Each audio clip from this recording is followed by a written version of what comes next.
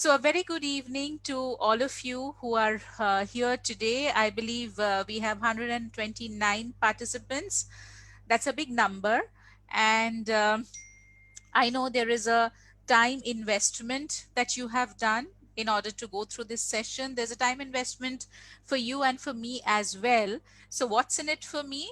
I always love these opportunities to address the young professionals who are into the corporate world and who are actually taking very, very confident strides to get into to the corporate world. And that's a community which I have my utmost respect for, because that's the young group which always keeps us energized with their thought processes and their innovative ideas. That's what I have understood from my experience. So any day, this interaction that we are having today would have been better if it was face to face, if we could see each other, if we could feel the vibes which typically happen in a physical space. When we can see each other, we see the body language, and we can understand which way it's going, right? And accordingly we make changes uh, to the narrative that we plan to share. So unfortunately, that's not possible. But the next big thing, which is virtual, so that's what is enabling us today. So you know about me, what I do for a living, and incidentally, I love my work. I have always loved HR as a profession. So I can say that I don't really work. I get paid for what I love to do. So that's how it has been for me always. Any day I would have liked a bit of interactions for us to happen, but in the limited space that we have, interactions will not be possible. I see a lot of chat questions coming my way. But I think in this 1 hour session, continuously toggling between the two screens could be tough. So I will take the questions at the end, and maybe somebody from NMIMS end can help me with some of the questions. Yeah, I'll try to do justice to those. Okay, so thank you for being on this session with me, and I move on to the start. So the way I have structured this today is there is a bit that I want to share about Datamatics. What is it that we do? Um, where are our business operations, focus areas, etc. I will talk a little bit about how we have dealt with this COVID situation, because I think that's helpful piece of information for everyone who's currently working or about to deal with this crisis. I will talk about some of the global trends that we see in the careers area, in the hiring area, and I will go on to talk about the kind of hirings that are happening in Datamatics right now. So that's what I'm going to focus on. I see some raised hands, but like I said, I'll tackle the questions at the end. Yeah. Okay. So so about Datamatics, there's something which probably a lot of people are not aware. Dr. Lalit Kanodia, the founder chairman of Datamatics, was the professional from MIT who actually founded. He was the founding member for TCS as well.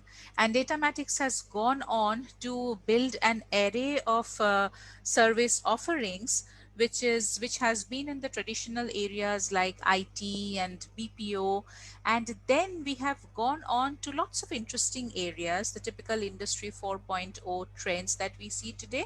We've gone on to delve into those areas, and we have our own products, etc. So that could be something which some of our people wouldn't know. So there is a whole lot of focus that we are giving on these industry 4.0 trending areas, because we know that's where the future of industry lies. So we have a huge bunch of customers who are in the Fortune 100 list. Employee strength is 10,000 plus, offices in 6 countries. And because it's a publicly listed company, you can get all the information about the organization in the public domain as well. So here is a link that I had, so this has a video which I had shot for Indeed and SHRM. I'm mentioning about this because with these keywords of my name and Indeed and SHRM, you would be able to find that video where I have spoken about the fact that hiring has been very much on in Datamatics. While everybody has suffered to some extent due to the COVID crisis, so have we. But we have kept our commitments when it comes to the hiring areas, and we are still building that momentum in the market through our hiring focus. Yeah. So our portfolio, like I said, 4 broad areas, and I'll start with some of the areas which probably a lot of people are not aware of. So engineering services forms a big piece of our service offering. So the automated fare collection that you get to see, be it at Vaishno Devi Shrine or at metros, Mumbai Metro, you would have seen. So that AFC product is actually ours. It's called True Fare. So the metro and the entire logistics piece, the engineering around that area is our forte. We have big data analytics, and that's where we have invested big time, research and analytics, with which we have been able to help government entities as well. BPO piece has been there for a long time, and we have our own products, TrueCap, TrueBot, IPM, which are into intelligent data capture and automation. So these have been empowering our BPO business for quite some time. And of course, IT solutions, for which we've been quite reputed. We are there almost every area. And right now we are focusing majorly on enabling the digital experience for our customers. So if I come to the, so this is a word cloud that I created.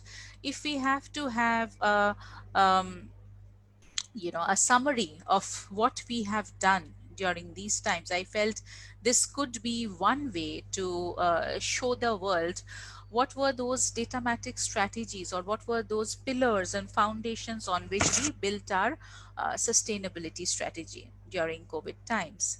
So very clearly there were some keywords. There are certain things which worked as our anchors, value anchors, when we went about this entire mad scramble of staying afloat and building the business thereon.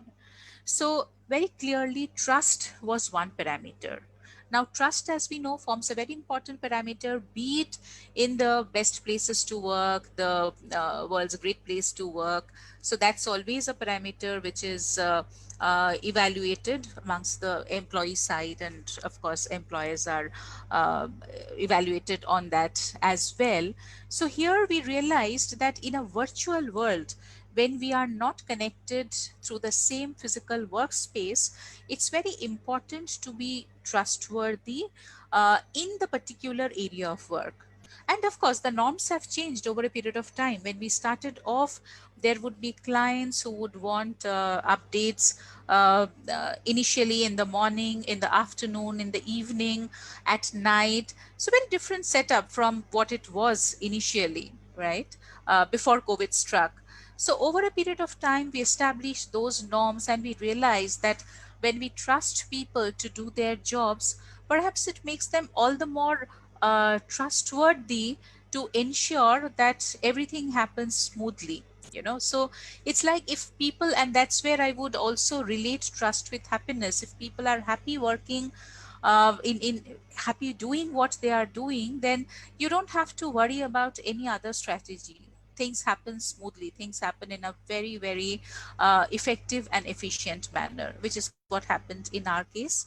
We saw collaboration across locations. So for example, the clients who are located, the servicing of clients which takes place from multiple locations, let's say in India, Philippines, US, we saw a great deal of collaboration happening amongst business and the support teams. And sometimes we would wonder, well, we have probably gotten a little more connected in the virtual world than we had before. So that collaboration part played a very key role. Speaking about values, I mentioned about honoring commitment. So that's a core value that we go by. So, at a time when so many companies had withdrawn offers made to people in the campus, we honored each and every commitment, right from the senior most offer we had rolled out to the junior most, even of an intern. So on one hand, we were trying to ensure that the jobs are protected, people, the clients are there with us in tough times, and at the same time, whoever had resigned in their previous organizations in order to come to our organizations, we did not say no to anyone. There was no deferment, and they were all onboarded on time. And just the other day, 3 days back, one of our mid senior new joiners was telling me that, morning your team member X calls, and then after some time Y calls, and then Z calls. So there is a continuous flow of communication that is happening, and it's making me feel so good. Even my family members are so thrilled that, okay, there's so much of importance and focus given to a new joiner. Now, that used to happen earlier also. But in COVID times, we know that the importance of communicating regularly with our employees is very, very important, especially the ones who are joining in COVID times, because they have not been able to experience the warmth and the camaraderie that we have typically seen in office, right? How do we build that? Where do we get that virtual social intimacy from? So that's one.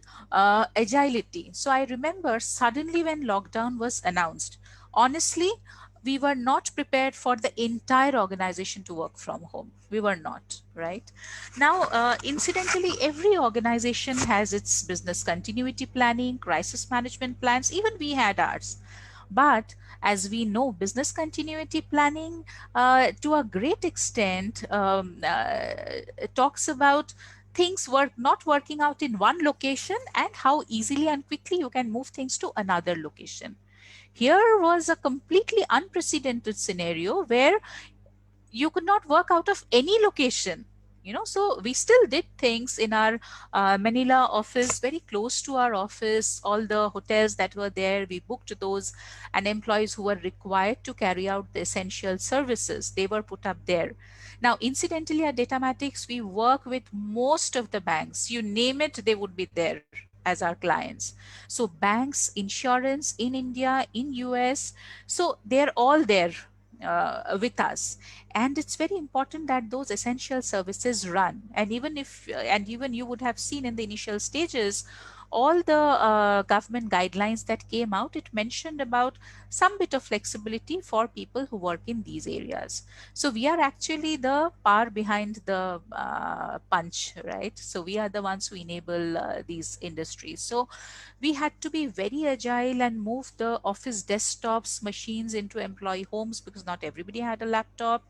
So that had to be done quickly. We crossed borders while all of that had a restriction, but we had good relationships with the authorities, and more importantly, we were able to put forward the logic that what are we working for? Why are we taking so much of risks in crisis times? That's because we want to keep the entire financial machinery of the nation in order.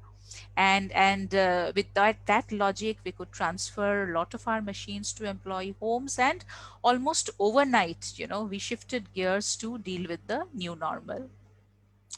All of it also had a lot to do with employee resilience. We were suddenly in times where there was no gap, there was no demarcation between professional and personal lives.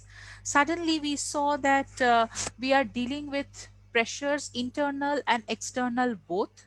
So we were not only working from home, we were also working for home, because in that same set of work waking hours, we would not only have to manage office work, we would also have to manage loads of homework, the groceries, the supplies, all of it. And we wouldn't want our senior citizens to go out of home and do these things. We would rather have the younger lot do that. And younger lot typically would be the lot with their own livelihood challenges. But still, we did all of that. So that required a lot of resilience, which formed a core of the survival strategy. And of course, the sustainability part. It was not only about the here and now. We very quickly understood that this is a situation which is likely to stay even now when we speak, and we eagerly look forward to the vaccines being launched.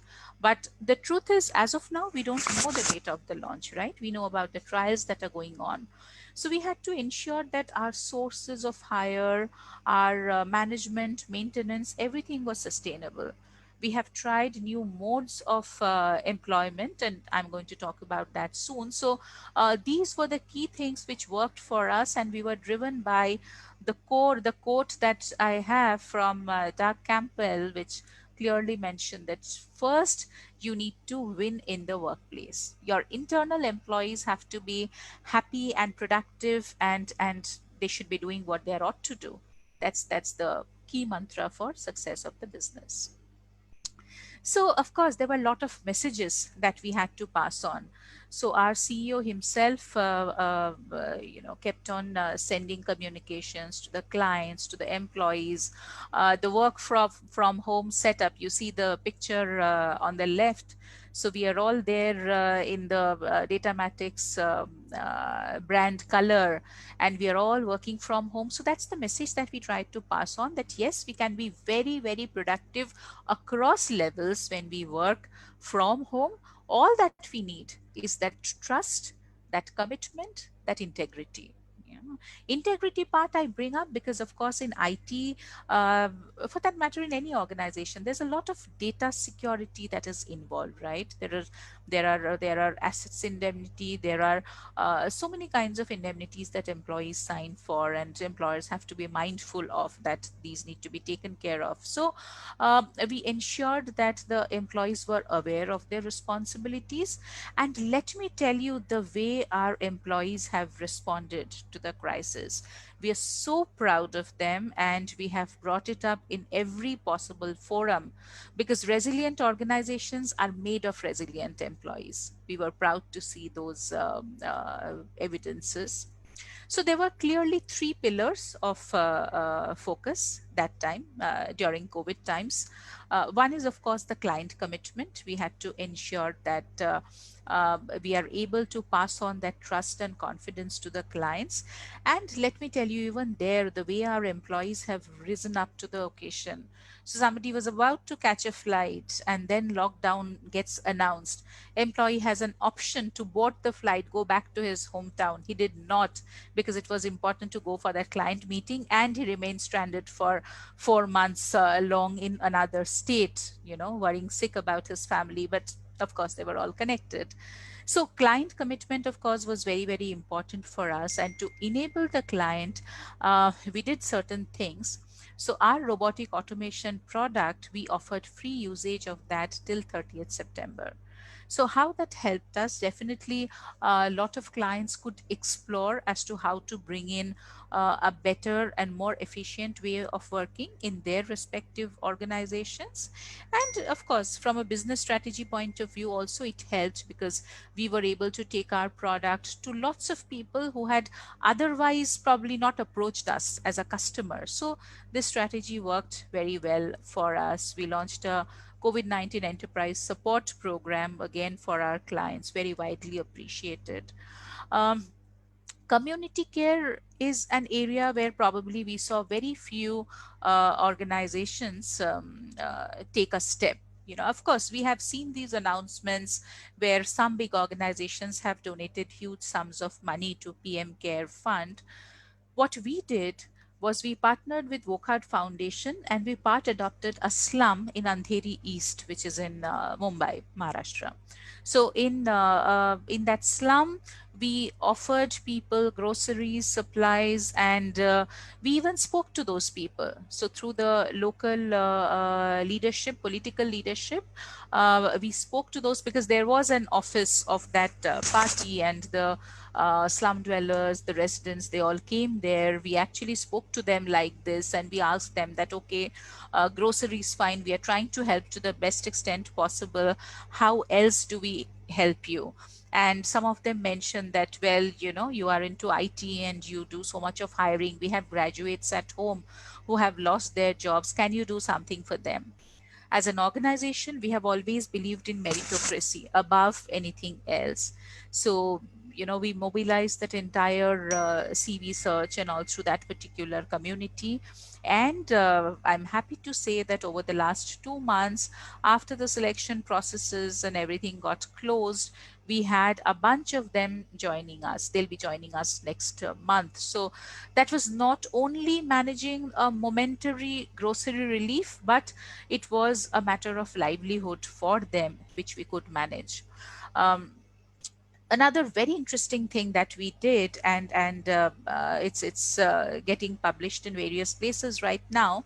So we partnered with Maharashtra government. So for BMC, we set up call centers.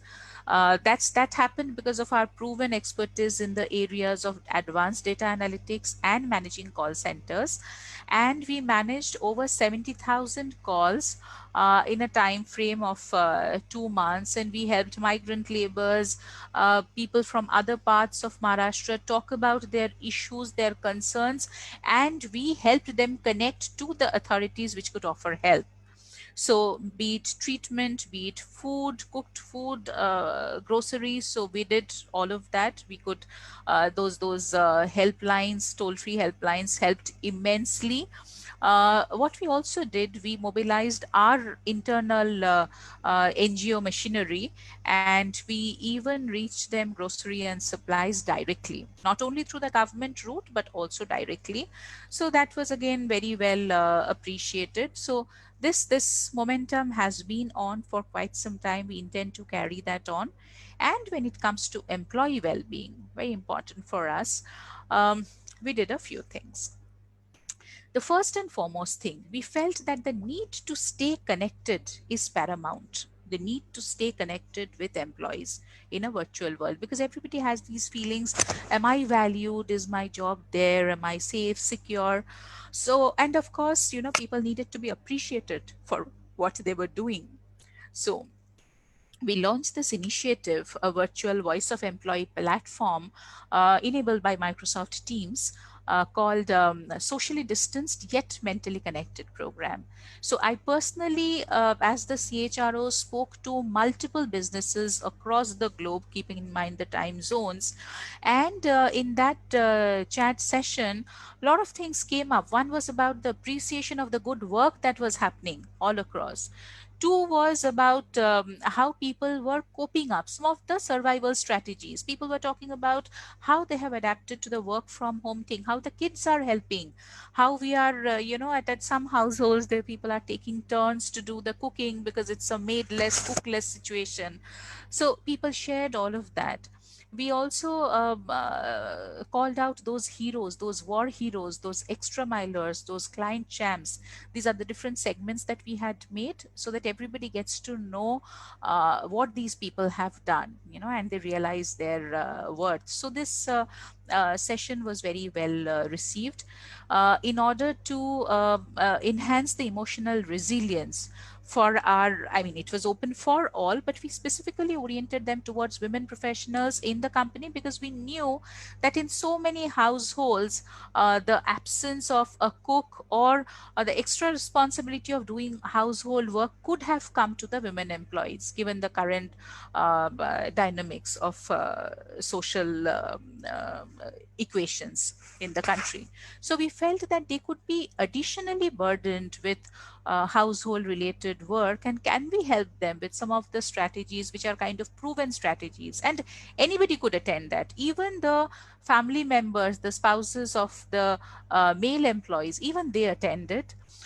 We did that through psychotherapist. We also did session for Datamatics children, which means our own children. So how to take out the anger which typically comes in a house arrest kind of a situation, and all these initiatives kind of helped us to stay connected with employees. So while it's difficult, but we tried to bring in a sense of virtual social intimacy. And the offers that we had rolled out for clients, at any time, if you have some time, please go through our website. You'll learn more about it. When it comes to sustainability, we ensured that the charter which we had released in the month of March, beginning March, we stayed true to the commitments in the charter, that we will stick to equity in the workplace, affirmative actions, and we will build an inclusive workplace, come what may. So diversity has been playing a very important role for us, and we are offering a lot of interesting employment models. I'll talk about that. Now, till now, I have spoken about what Datamatics has done in the current situation, and let's now understand a little bit about what's happening around us. So, before that, a little bit of a change in topic. So, you see this painting here. Can anyone tell me who has drawn this painting?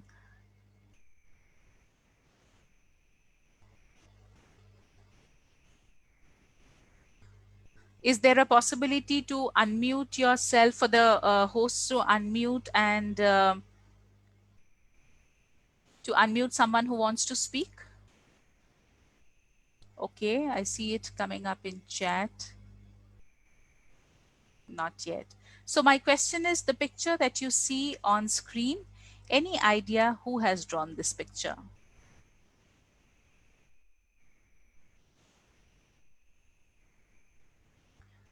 Okay, I this the screen that's open in front of me. There it shows Dipankar is saying Leonardo da Vinci. Okay, any more answer? Okay, let me give the answer, and it might sound a bit interesting. So this painting is by Rembrandt. So it's a Rembrandt painting, but this painting has another name. It's the new Rembrandt. It's the new Rembrandt which has taken the world by storm. Rembrandt, the Dutch painter who used to live more than 450 years back, so all his paintings have been scanned, they have been checked for uniformity, detailing, etc. And a 3D printer based on artificial intelligence drew up this particular picture. And just look at the detailing. Probably Caucasian man with a big broad hat, the skew of the eyes, the way the attire looks, the white and the black combination, there is so much of detailing in it. And can you believe it? All of it has been done by artificial intelligence. So I'll tell you where the idea came up. So it came up, so Mr. Corsten had this idea. Mr. Corsten is with JW Walter Thompson. He's the creative director there. So he saw this earlier work of a kind of a portrait or a picture of Jesus Christ being drawn from the skull remains found in Jerusalem. And that gave him that idea that, okay, if that can be done, then why not this? And then computers enabled with AI tried different permutations and combinations, and they came up with this picture. Now it's almost like an original. However, someone who's really an art connoisseur might be able to see the difference. We are not, not probably not to that level. At least I am not. So very difficult for us to figure out who exactly has drawn it. But this is the level to which it has reached. The reason why I brought this up is because I want to draw your attention to the revolution that is happening in the world today, the revolution when artificial intelligence is meeting human intelligence. So this is something which is ruling the industry today. If you see the footnote, overall AI tools are projected to create nearly 3 trillions in business value by 2021. So a couple of years back, I was there at the India Economic Forum as an audience, and there were the likes of Arun Jaitley and Mr. Piyush Goyal and Arundhati Bhattacharya. So people from the political, social, corporate world, all the head honchos, they were all there. And there was also a very interesting guest. She was Sophia, the first humanoid. Before that, she had come to IIT Bombay for an interaction lecture kind of. And for me, the biggest draw in that forum was Sophia. I wanted to see what kind of strides AI has taken, that we have an absolute human like entity standing on stage and talking to people. So Sophia was a wonder, but I would also like to draw your attention to one aspect, that along with artificial intelligence and its brilliance comes all these other questions, that do we lose our jobs when AI takes over? That's not the case. AI is an enabler. It's not an either or, it's an and. The work that we do, when it is coupled with AI, it becomes far more, it has the potential to become far more efficient and effective. It's not that our jobs cease to exist. So even Sophia, at her Maker Hansen Robotics page, so there it's clearly mentioned that, and I'll just read it out for you. My robotics and AI accomplishments incorporate discoveries from many previous robots from this team, including the Triple AI award winning Philip K. Dick. And all this AI is networked into a whole using a protocol the Hansen AI team calls the Synthetic Organism Unifying Language SOUL. Recently, my scientists tested my software using the Tononify measurement of consciousness and found that I may even have a rudimentary form of consciousness depending on the data I'm processing and the situation I'm interacting in. All this AI is wonderful. However, it's important to know that no AI is nearly as smart as human, not even mine. Therefore, many of my thoughts are actually built with a little help from my human friends. So there you go. It's an and. So artificial intelligence and human intelligence is actually making things work in ways seen never before. So there is something that I would have posed as a question, but and waited for an answer. Here, probably I can't because of the format, virtual format. So one simple phrase that describes the business environment. One simple phrase. So the last decade, and that is much before even COVID came in. Of course, we are COVID struck, but even before COVID came in, we have been going through a perpetual crisis. Have a look at some of the pictures here. So, Time magazine had published The Decade from Hell, Fast Company, How to Lead in a Time of Chaos. Samsung has perpetual crisis as a mantra. So it has been felt that when there is consistent and continual crisis going on, there's a lot of good that comes out of it. You know, so if you look at the crisis that Samsung has gone through, good that they responded. Even Kodak went through crisis, but Kodak failed to respond. And we know what has happened to them ever since, right? We know what happened to Sony's Walkman, the company, and I was there, so I know about the innovative streak that company has because we had brought in IPL to India at a time when that format was absolutely unknown to all.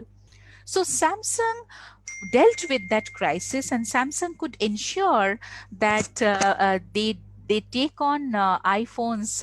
I'm talking about the mobile phones market here. So they ensured that they take on the iPhone market, and they don't cover down. And the results are visible.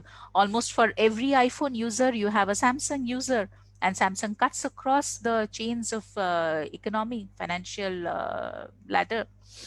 So this perpetual crisis has been there for quite some time. It's just that COVID has thrown a completely new dimension. So I think all of you know this, how we term this crisis situation. It's VUCA world. Everything is volatile, uncertain, complex, and ambiguous.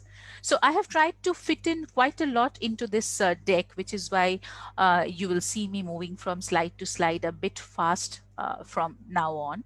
So this is something that I thought of, sharing with you, that when we come to the new normal, and when we come to the VUCA world, it's very clear that being big is no longer an advantage.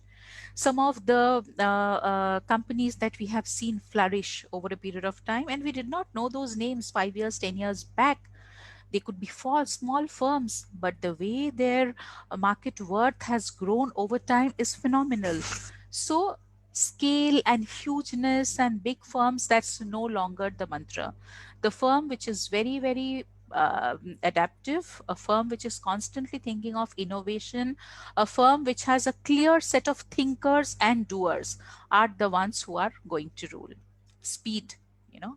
So there is something that I had heard from a couple of my acquaintances in Amazon, that apparently their innovation, as in something new, happens every 8 seconds. That's the speed.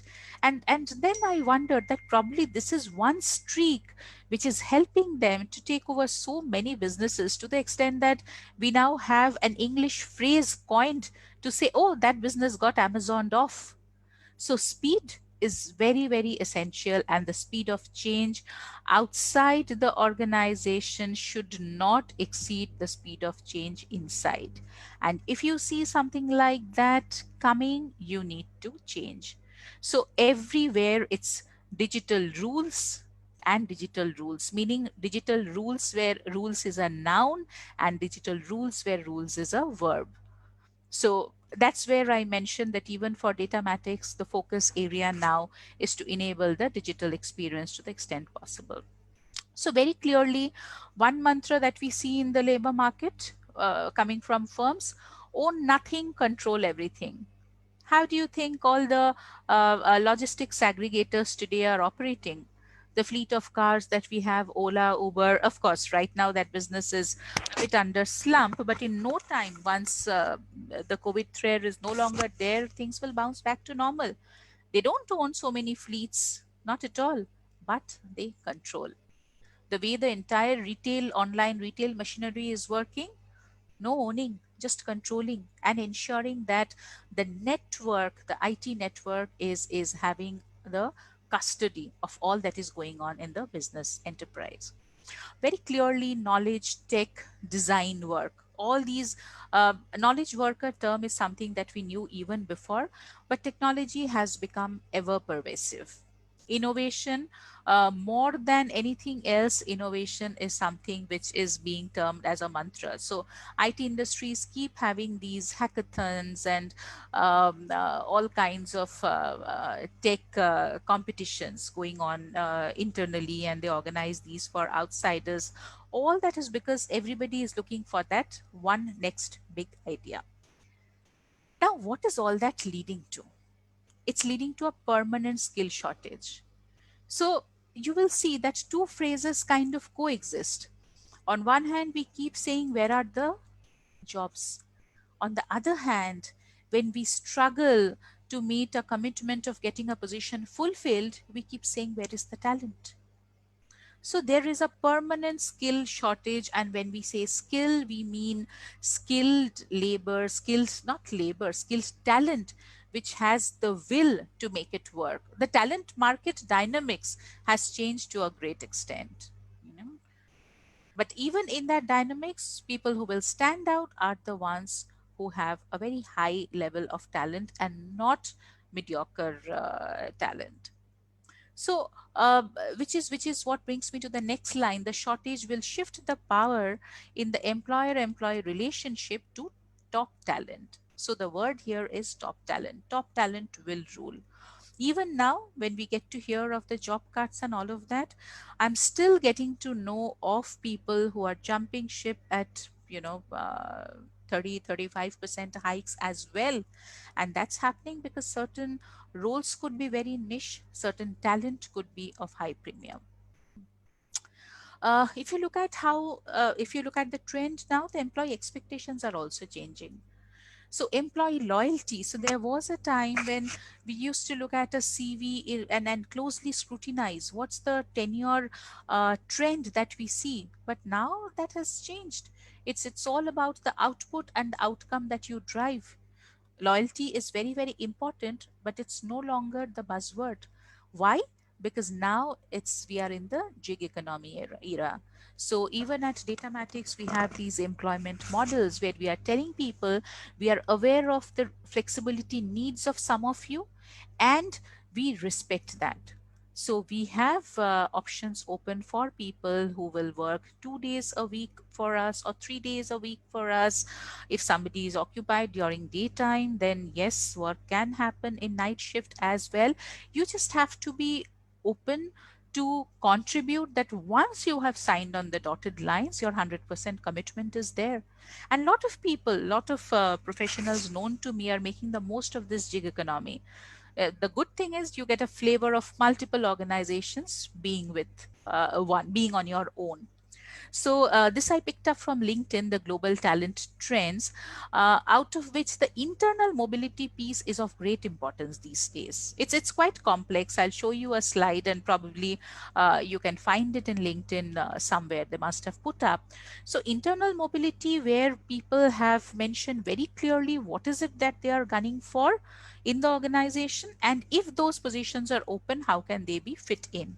Which is why the talent management organization or the performance management piece of HR is of utmost importance, because they are the ones who are constantly doing this job matching and carving out careers, so you don't really have to go outside. In fact, for quite a few people who approach me for career advice, I have mentioned that now all the more is not the right time to move on, because anyways there is a crisis. Rather, if you're looking for a different flavor, if you're looking for a different approach in your work, or just some change, look internally. Check with your HR, check with your talent management and hiring teams, that is there something available for you which can do a lot of justice to your skill sets. Analytics, very powerful, which is why, over a period of time, I think in the next 2 3 years, knowledge of people analytics, data analytics will be a mandatory requirement. It won't be a differentiator any longer. Today it is. How to enhance the employee experience, like I was mentioning before, staying connected with new joiners, with employees, current employees. It's no longer a feel good factor, it's a must. And we have to remember that the generations, we have our workforce which has multiple generations. Gone are the times when you approach 60 and you kind of tend to think retirement time is there. I see that people who are in their 50s have already started planning as to what they are going to do post 60, maybe start off on their own. And a lot of people are doing that, by the way. A lot of head honchos have started out on their own. They're into multiple service offerings. It could be in the areas of coaching, or in talent, or some new business venture.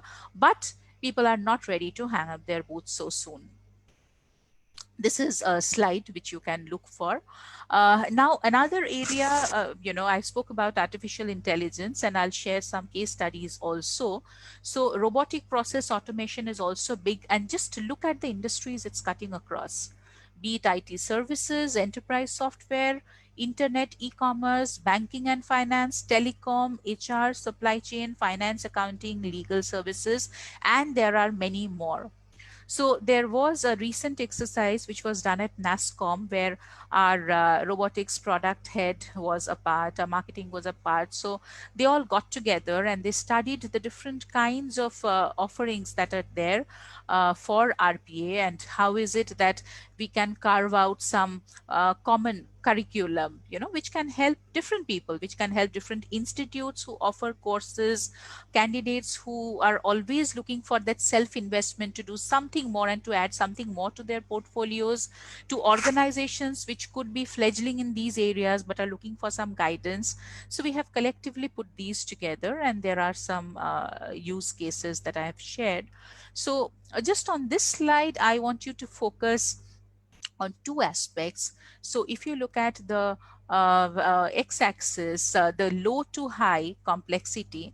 So low complexity work where you have process documentation and reporting, to a high complexity work where you have, say, predictive maintenance and fault diagnostics. So that's the complexity aspect. And on Y, you get to see the extent of automation.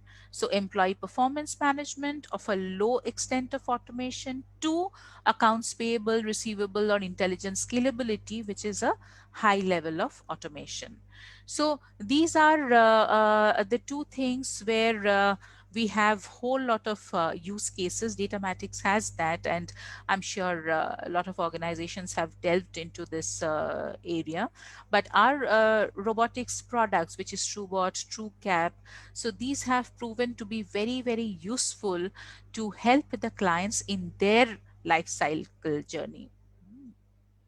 So some of the jobs that emerge out of this, uh, of course, there are the developers or the programmers, and then we have the managers or the strategists. We have the RPA trainers, and let me tell you, that's going to be a very hot trending area in the days to come, because there are so many people who would be wanting to get trained, and we'll have a shortage of people who are very well conversed in it and have themselves not jumped into the corporate bandwagon.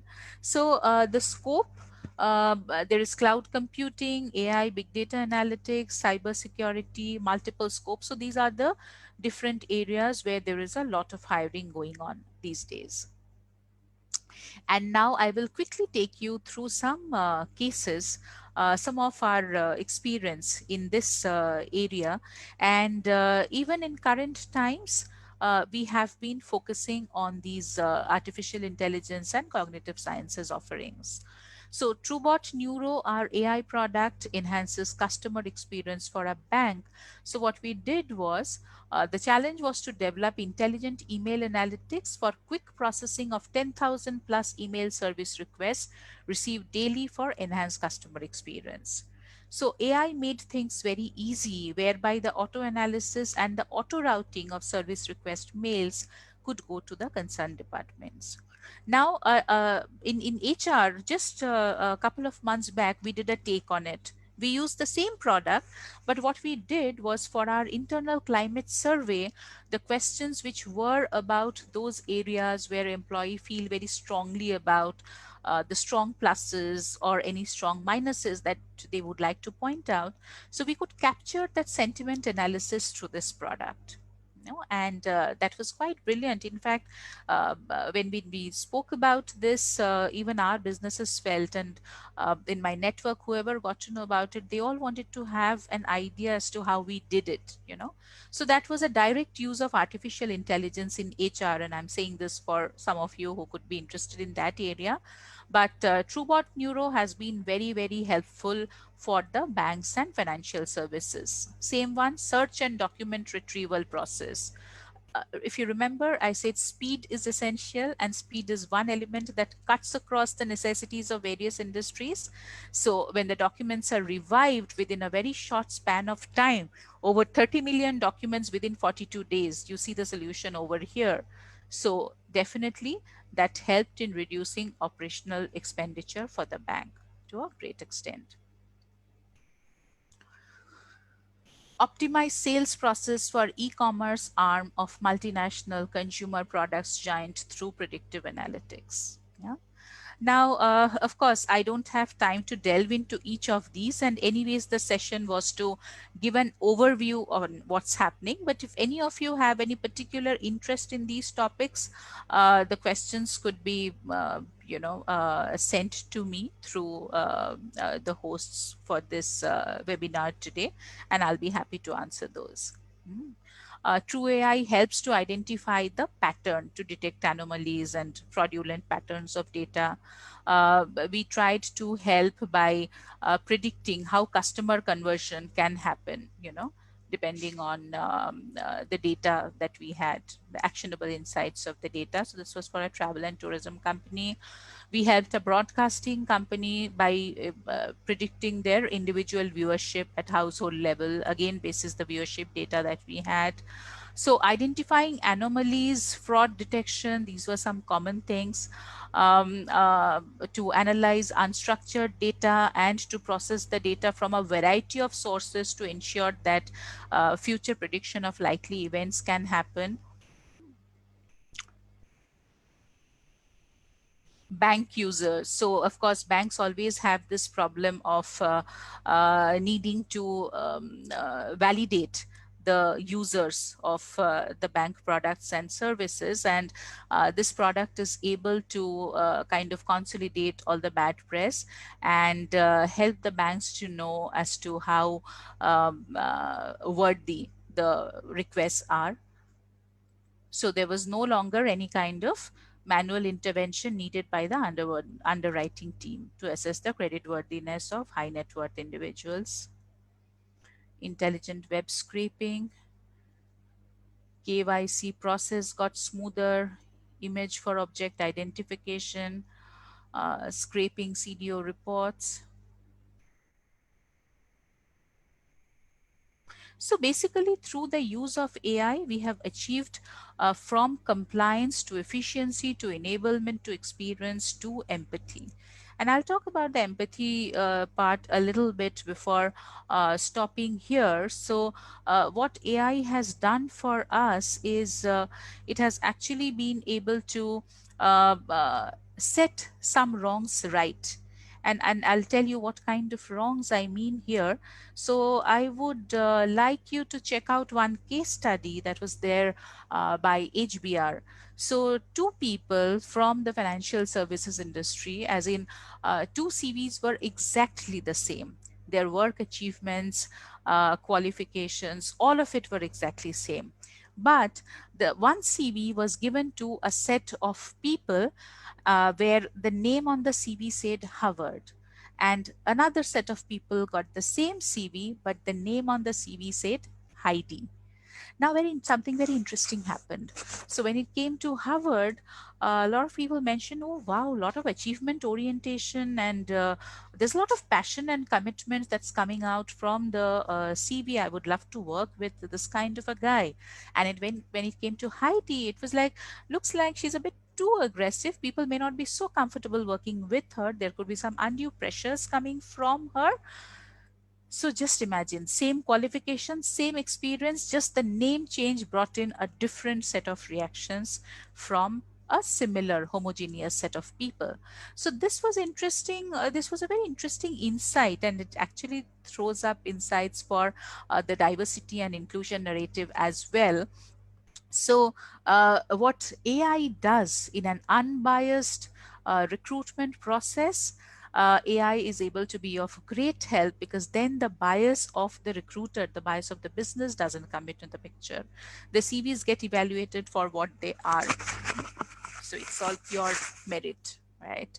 So that's why I mentioned about empathy. So the fact that we need to scan, review, come to decisions through the same lens of empathy that we apply for all. It's not a case of a different kind of empathy for different individuals. No, that doesn't work. So some of the cases that you saw actually cuts across all these phases where AI is putting humans in the loop, and they are actually coexisting very beautifully. And there is this constant search going on as to how to make things better, how to make things more worthy to suit the times. Yeah. So I will stop now, and maybe I could take some questions.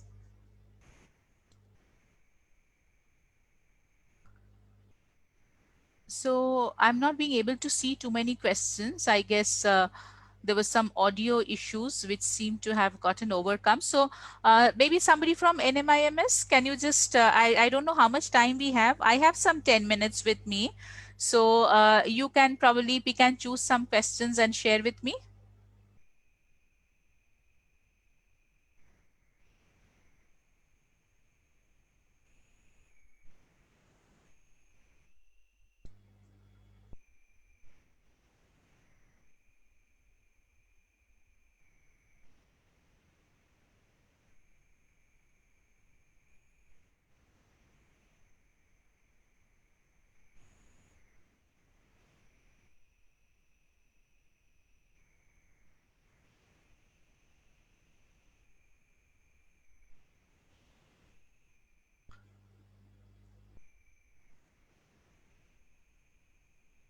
Uh, I am only seeing the chats which have come to me from NGISC faculty. Um, so is somebody able to, can somebody speak up and come up with the questions?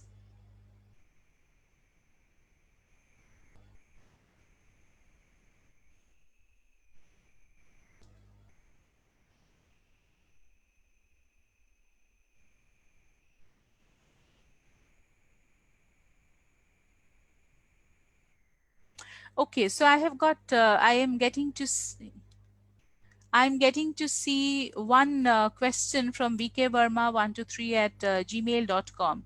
So his question is okay, that chat box is gone. Okay, let me take one more which is visible here from Amra Wahidna. Since AI is so integrated in HR these days, would you recommend HROB aspirants to take up relevant IT courses? If yes, any good ones you would recommend? So, well, Amra, let me tell you one thing. When it comes to um, uh, integrating AI with the HR employee life cycle, the first most critical thing would be to gain a lot of knowledge and expertise on the HR employee lifecycle processes. So more than the AI course, I would say getting to know HR in great detail would be very much important. Any course that allows you to learn more about the technology piece, which could be right from the ERP to the different integrated systems in the organization that enable productivity, leave, attendance, performance management, whatever it is. But something which helps you to gain more understanding as to how technology can enable HR, I think those courses would be good. Unless and until you are very much inclined to get into the programming side of AI, I wouldn't suggest any course for this purpose. But remember, you should be in a position to drive the outcome of the direction that you are taking.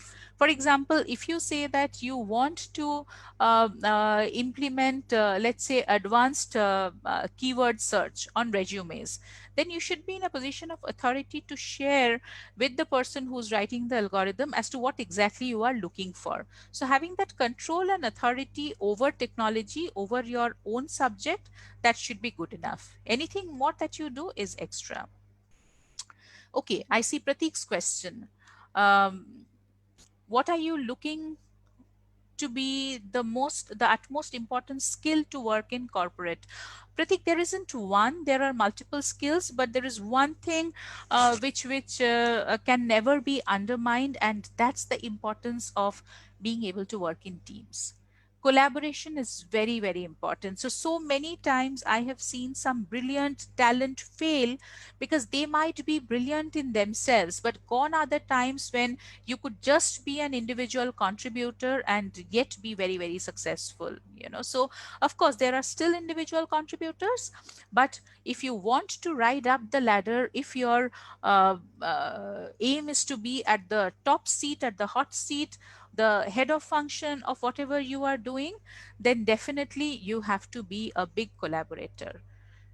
Everybody, people should be in a mad scramble to run after the skills and expertise that you have. You should be a much sought after person in every team, right? So I would say collaboration, followed by creativity, which you cannot really learn as such, but you can try to hone your skills in that area by constantly thinking of something else. And self investment, invest in self, try to know more about what is going on in the world, where are the changes happening. And I think I saw Tanya's question, what was that VUCA world, ma'am? So VUCA world, Tanya: volatile, uncertain, complex, and ambiguous. So how are the different businesses operating? Study the annual reports of various companies. Last 6 months, how has it been? That will give you one short idea as to what different companies have done to cope up with the crisis, right? The companies which have gained their market share, how have they done it? The companies which have managed to stay afloat, what have they done, right? So constantly self invest. Rana mentions how to work with Datamatics. So you can go through the open positions that are there on the website. Those are regularly published. We advertise heavily on Naukri. That's the job portal that we use. We also check through LinkedIn Premium the CVs that are available there. The portal, if you search with Datamatics as a keyword, you will kind of understand the kind of different positions we are working on. All our recruiters, around 50, 60 of them, are putting up the requirements over there. Yeah. Yeah, I got vkverma123@gmail.com question. Which AI is better to select? AI application for IT and HR? Who's the authority to define standards? Well, uh, very clearly the authority. It's all about the subject matter expertise. So it is HR who decides what is needed. It is IT who gives lot of options to HR as to what could be the possible ways and means to tackle that business problem. And finally, it is HR who can take that decision that is it useful for me or not. So again, the two departments have to collaborate. But if you are the function head, you have to take the final call.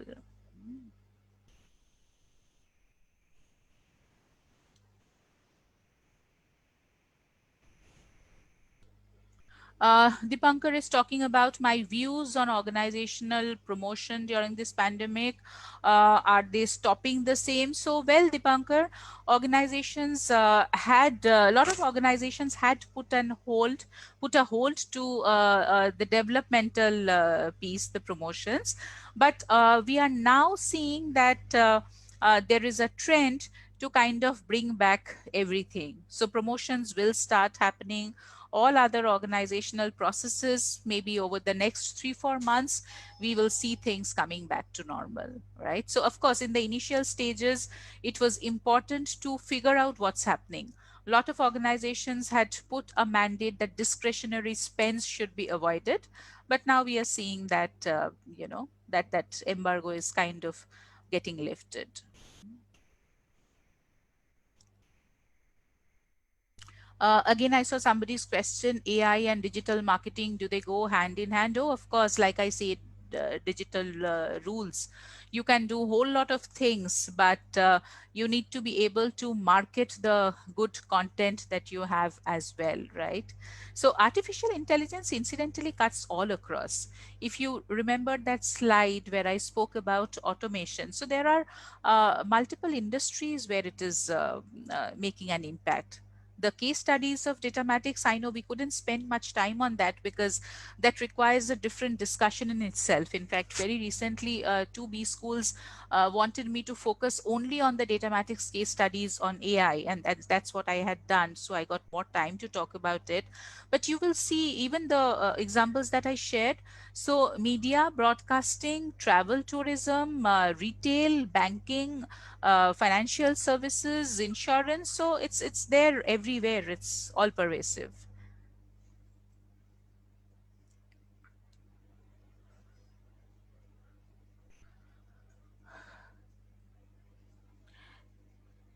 Okay, I see one more question. So I think I'm able to take questions at random. It depends on what's coming up on the screen before me. What role of AI you use in healthcare apart from advertisement to video consultation? So let me tell you, Shailendra, not that AI has been tapped to a great extent. So it's still in the process, and the reason why you don't see a very widespread use of AI today is because establishing the ROI is also a very important part, right? AI is expensive. So that also needs to be established by the businesses which wish to integrate AI into their functioning. So I will give you an example of a digital experience that we have enabled, and we have used virtual reality here.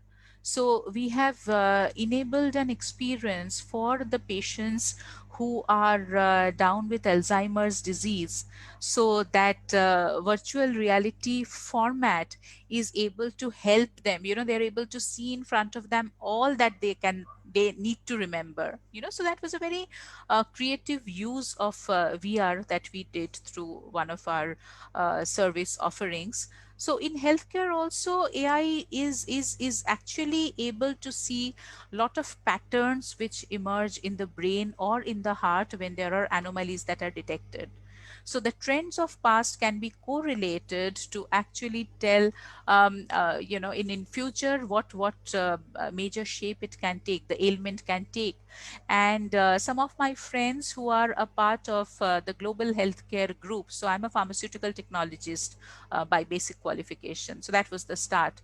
So they are working on these areas where they are trying to find patterns in diabetes, they're trying to find patterns in heart diseases, brain diseases by the usage of AI.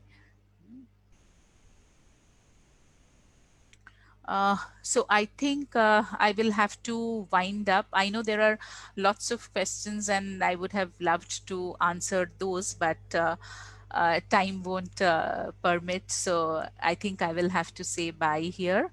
And for further questions, you know my credentials. We can always get connected on LinkedIn.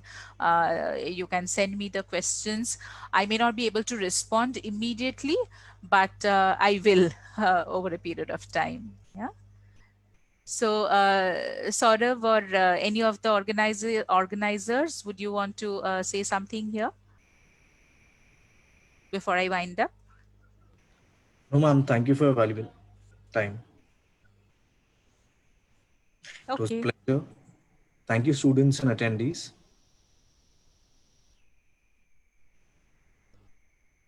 Okay. Thank you, I would, everybody. Yeah. Your voice is breaking, I believe. I think, I would request all the attendees to email all the questions to ngsc@nmims.edu, and we'll forward them to Dr. Rima Chaudhury. Thank you all. Thank you. Bye bye.